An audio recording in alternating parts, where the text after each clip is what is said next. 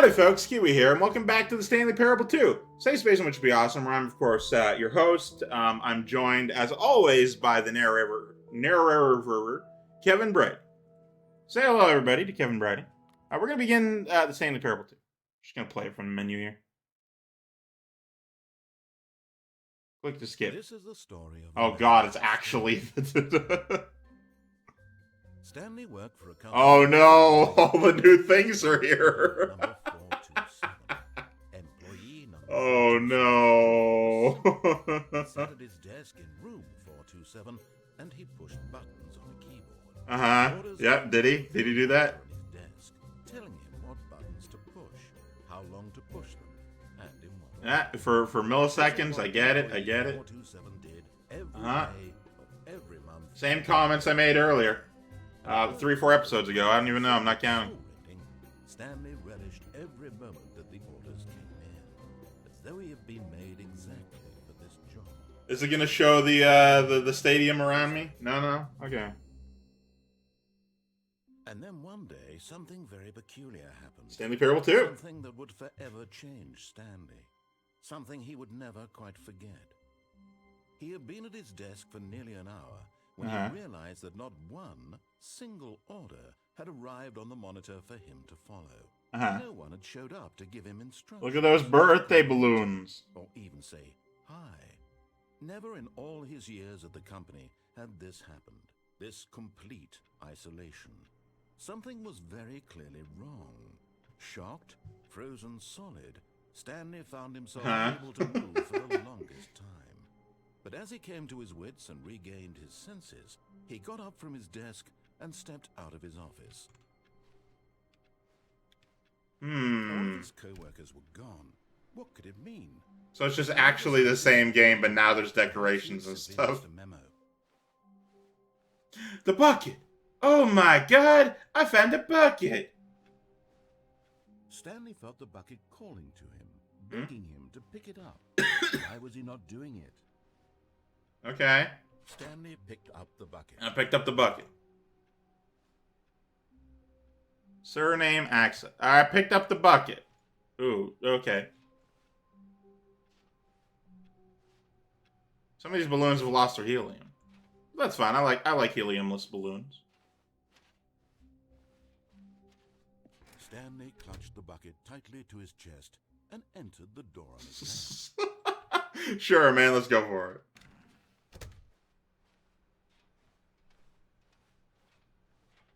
Let's hit it up. No more balloons, huh? Here, Stanley needed the bucket's warmth and comfort far more than ever. Perhaps his boss's office was where he'd find answers. Okay. Part 2. Oh, Stanley, can you feel it? The broom closet. It wants the bucket. What? You can feel that, can't you? The aura of jealousy. It's as clear as day. This broom closet believes it deserves the bucket. I can really feel it now. What? It belongs in a broom closet. That's what the broom closet is trying to say here. It's supposed to go with the other cleaning supplies. They fucking knew. Give in. Don't hand over the bucket. I know how hard it must be, given the pressure that the broom closet is putting on your shoulders right now, but you have to be strong. I do. I gotta be very strong. This is your companion and lifelong friend. You can't hand it over. This fucking bucket arc literally changed the entire fucking dialogue for the entire game. That it has to resort to this stream of petty insults simply in order to get you to hand over the bucket. Stanley, I never liked this broom closet for a variety of reasons. Oh my god. I had imagined. And wait, now the broom closet has the gall to imply that you and the bucket are not truly deep and lasting friends. That your relationship is purely superficial. No, we've been together forever. I can't just hand the bucket over. This is my good friend. You feel the same sort of kinship towards any inanimate object which happened to lay in your path in an even partially enticing manner. Well, I never. Go on, Stanley. Lay into it. Really tell the broom closet for its broom closet. You're demeaning, and I don't like you. I can't help but hate what you've done with yourself. Share your journal entries detailing the rich emotional landscape of as they have changed. Oh my god. I was not prepared for this. Dude, broom closet. You're tiny. I don't like. Okay, I've got you something which I think will help settle this debate once Oh, and okay. for All right. Let's see what you got. There. Yeah. It's settled. No more debate. Plunk. No more discussion. Take a hike, broom closet, with all your meandering philosophical diatribes about the nature of cleaning supplies Yep. and their relationship to broom closets in the natural order of things. Okay. I did it. Is that it? All right, I've got a second sticker back here, and I'm going to slap it on as well because I think it's appropriate. Yeah. Look at that bucket. I feel that it works because the sticker is also a bucket. That way, if you're ever unsure whether the thing you're holding is a bucket or not, What? you look down at this sticker and say to yourself, "Ah, it's a bucket." There really is a wide variety of applications for this sticker. Oh, all right, man. What do we got? Coming to a staircase, Stanley and the bucket walked upstairs to the boss's office. Yeah, is that the case? All right, let's see what we got. Now I haven't done the insanity ending yet. Going to the bathroom. Oh my God, they're real. You found one of them. One of the major Stanley figurines. Remember, I have to no actually reward fucking for find collecting them. these, only the intrinsic pleasure of a job well done. Oh my God. Happiness, Stanley. God knows I've tried. So, It's I implore you to fucking savor real. each and every moment you come across one of these beautiful figurines. Oh, this is so good. What the fuck am I playing right now? Is this a picture of a real location? That looks shockingly like a building in downtown in my city. Like, obviously, the surrounding area, not so much, but, like, just that sort of, like, I think it's Art Deco is what it's called. Just that sort of building design, like the brick stuff. And that's famous in the Rust Belt, which I live in. It's neat. All right, what did I and the bucket do this time? Oh, there we go. Stepping into his manager's office, Stanley was once again stunned to discover not an indication of any human life. Crushed by the weight of this revelation, Stanley may have broken down into an emotional dumpster fire for the soothing presence of the bucket. Ooh. Well, hang on, I can't read that. Of ours, did the bucket's warmth and guiding light pierce the dark clouds of confusion and chaos? It would be with him always. And he knew it. The two of them were inseparable. This isn't the story of Stanley anymore. This is the story of this fucking bucket. The spiritual connection he shared with the bucket that he didn't notice the keypad behind the boss's desk. Nor in his bliss of simply being near the bucket did he have any notion that the PIN number for the keypad was 2845. 5555. 3 1 6. Stanley just sat around twiddling his thumbs. Trying to input anything on the device was useless, since he could never possibly know that the combination was 2845. 2 8 4 6. 2 8 2845. But Stanley guessed the correct code by sheer luck. Was it? It's getting real dark in here again. Was the bucket guiding him? I think it is. This is certainly the most logical explanation. I think the bucket's guiding me. I got it. Another miniature Stanley figurine. This, there really must be a snappier name for these things. What about mini stands? Stanley figs. Stan Meebos? What about Stanlerines? Yes, I think I like that. Another Stanlerine under your belt.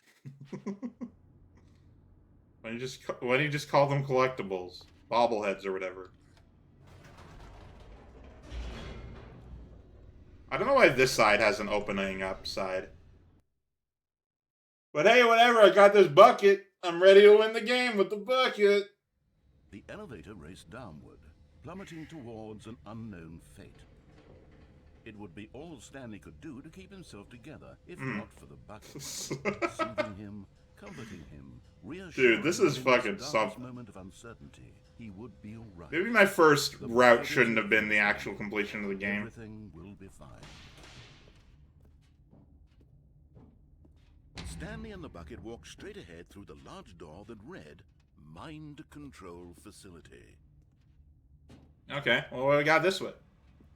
Although this passageway had the word escape written on it, the truth was that at the end of this hall, Stanley and the bucket would both... Oh, the bucket is in every bit of dialogue.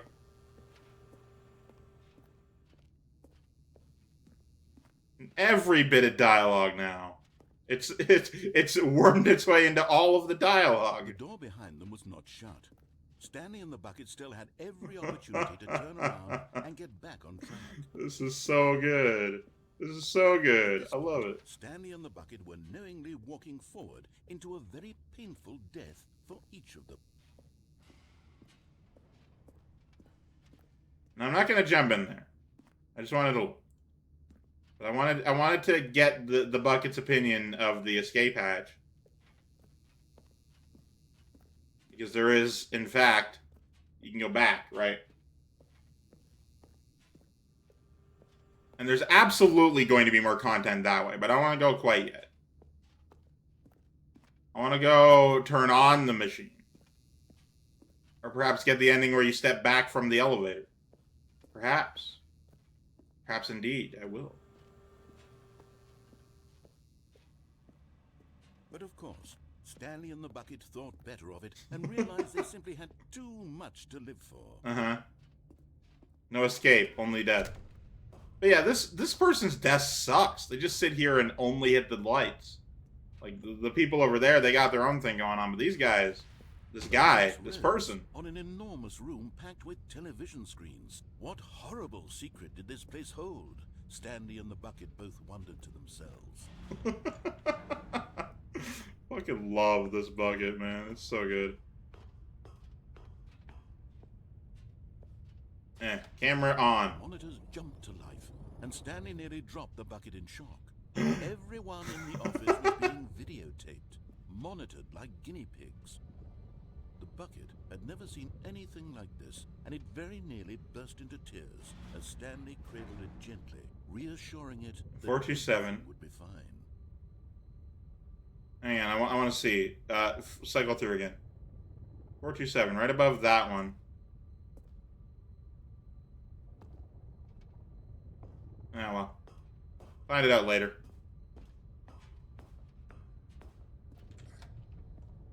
Was the bucket under the mind control facility's influence as well? Had the bucket been told to do things it didn't wish to do?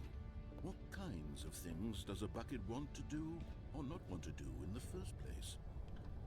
These questions raced furiously in Stanley's feeble mind. Oh, feeble, huh? Well, how about this?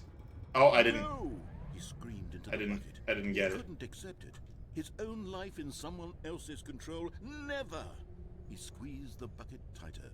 His one friend in the entire world. At this point, he could trust no one except... So the Ultra Deluxe Edition gave Stanley a friend, is what it did. But here was the proof. The heart of the operation. Controls labeled with emotions. Happy, or sad, or content. Walking, eating, working, all of it monitored and commanded from this very place. And as the cold reality of his past began to sink in, Stanley decided that this machinery would never again exert its terrible power over another human life. Uh-huh. For he and the bucket would dismantle the controls for good. Two best friends, Stanley and the bucket, up against the world. They looking for more collectibles. In a really cool way, and the bucket made they high-fived. Taking down the system. Cool. Dude, this is I'm flabbergasted. I should probably be commentating more, but I am so just in on this. When at last they came to the source of the room's power, Stanley and the bucket knew it was their obligation to put an end to this horrible place and to everything it stood for. I don't want to stray because I don't know what it'll like the dialogue will become, but I'm gonna do it for differences. But at the last second, the bucket jumped in and pressed the button to turn on the... Oh no, the bucket scene, the villain the whole time. The bucket's plan all along, to take over the machine and claim the power for itself. How could the bucket have betrayed him like this? Stanley was prepared to throw the bucket away in disgust when suddenly an image appeared upon the enormous screen. Yeah. Oh, look at that. Birds. Silly birds. What? The control button became active again. What? Fucking birds. Alright. Make the birds fly. Oh, look at that. Look at these silly birds. Stanley flipped through one video of silly birds after another. Dude, I love silly birds. Dawned on him. This wasn't a mind control facility at all. It was a facility for monitoring and surveilling silly birds all over the world. The mind controls were only a facade to disguise its true intention. Okay. At the bucket maze all along. Oh my god. Fucking birds. In his hands, the one who had pointed him towards this incredible discovery. Stanley and the bucket never found freedom because they spent the rest of their lives here in this place, flipping through live streams of the silliest birds imaginable. Silly birds! All the possible paths his Oh, dude, look at that. Look at that goose. This one was surely the best. And Stanley was happy. Dude, I'm so happy right now. These fucking birds. I love birds. Oh, look at that bird. Oh, this is different. All of his co-workers were gone. What could it mean? Stanley decided There's to the go to bucket. meeting room. Perhaps he had simply missed a memo. New content every day, all day. Stanley lifted the bucket into his arms, and a wave of comfort rushed over him.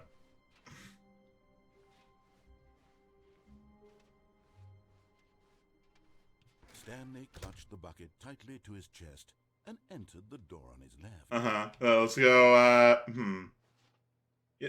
So, I'm getting the impression that with the bucket, no bad things can actually happen. So, any bad end is like a good end still.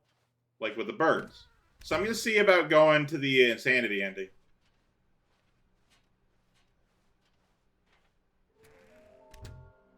There will always be a reward for finding them all? Fucking what?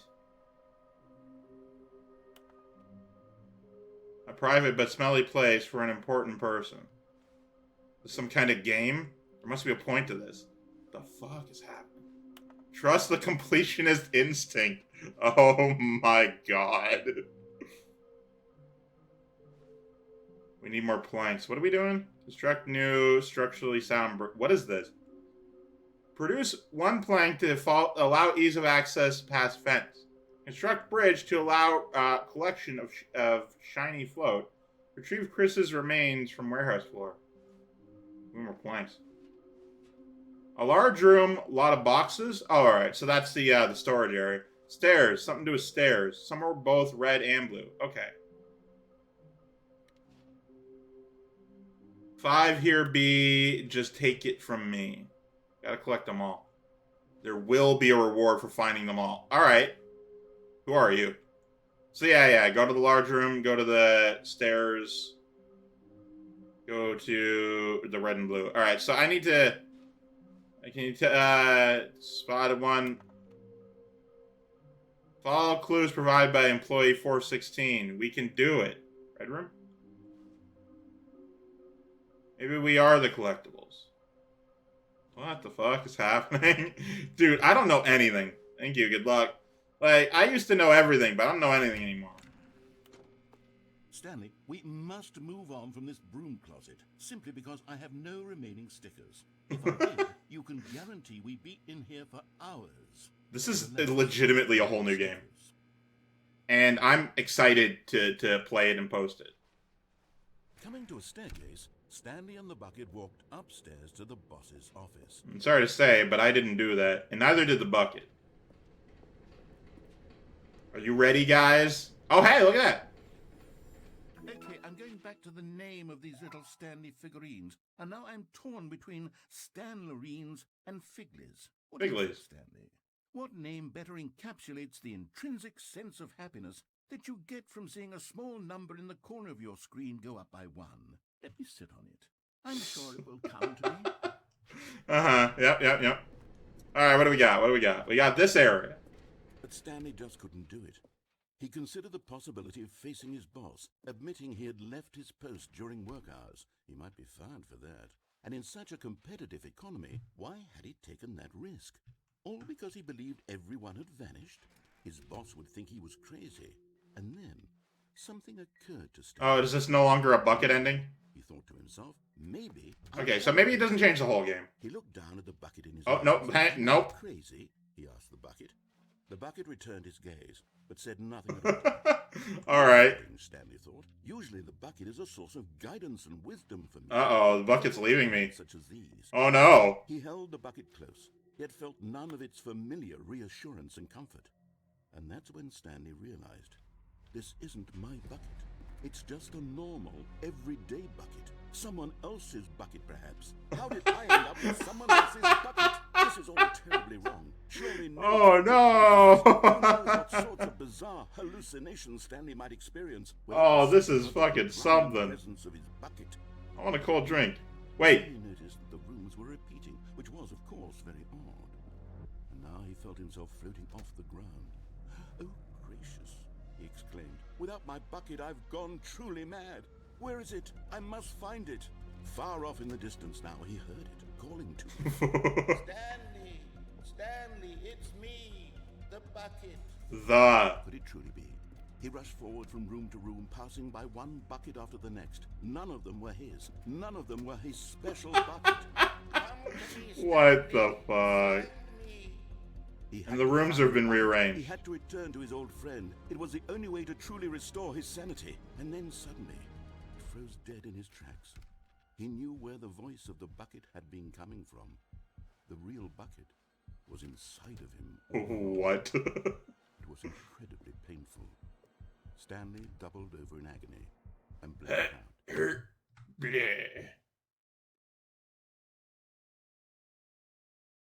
This is the story of a woman named Mariella. Does she have a bucket?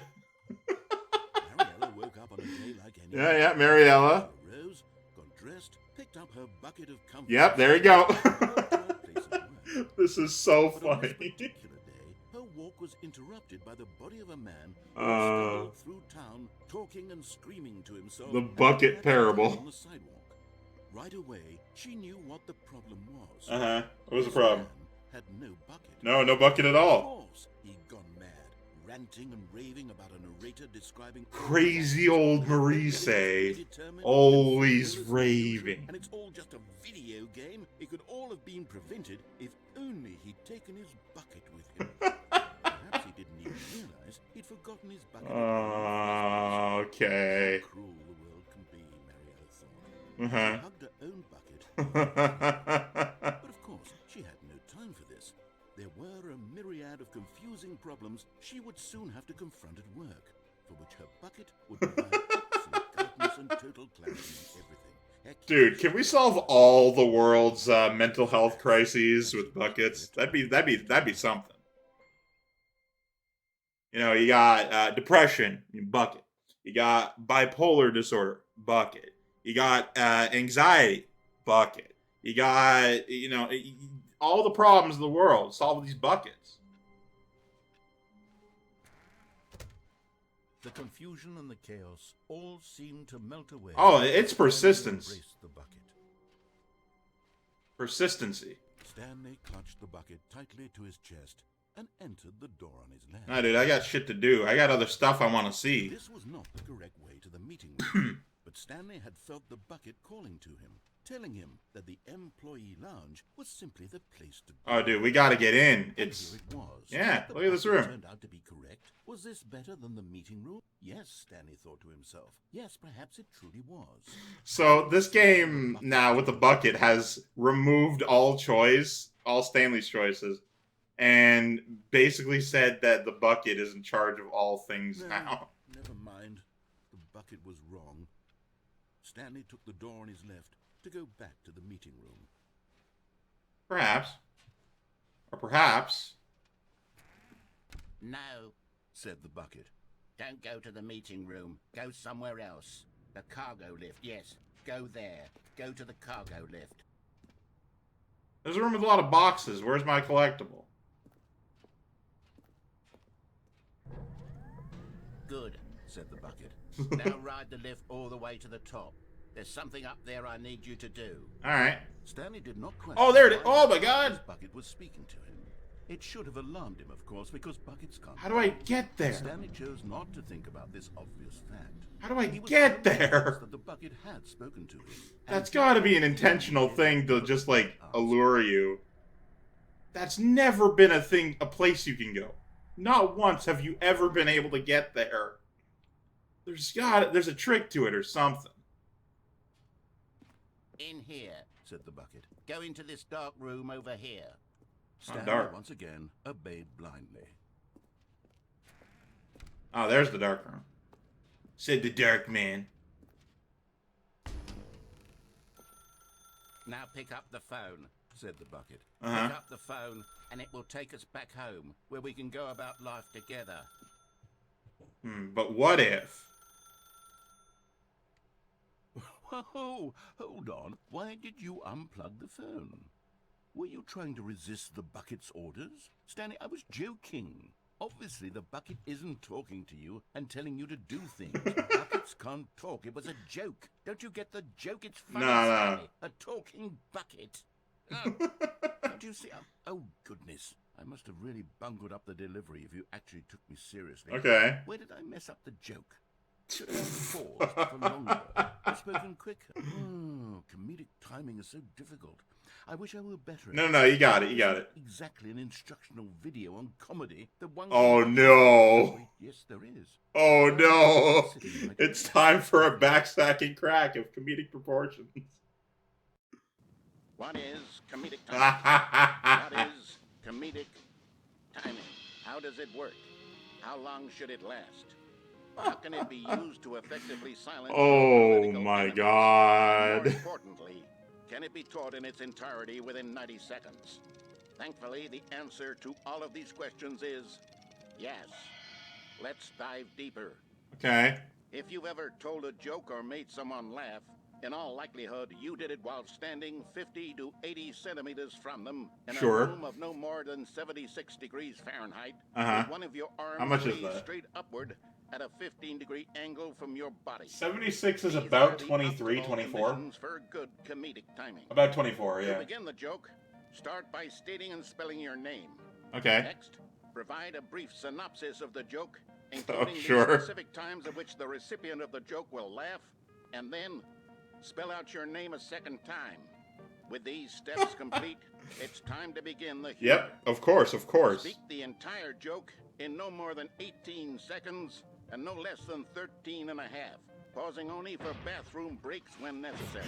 Yep. When the joke has concluded, it is customary to inform your listener that the joke is over by declaring in Of your course, loudest possible voice, "I'm Dunny with the funny." Uh-huh. Let's practice screaming, "I'm Dunny." I'm not gonna with the scream funny that. now. I'm Dunny with the funny. I practiced. I said it. I Good. didn't scream. This saying is a perfect example of expectations management, which is the cornerstone of good comedy. Finally, it's time to hand out surveys. Collecting hard data from your audience on how rapt they were throughout the joke is the only way to grow or learn as a comedian.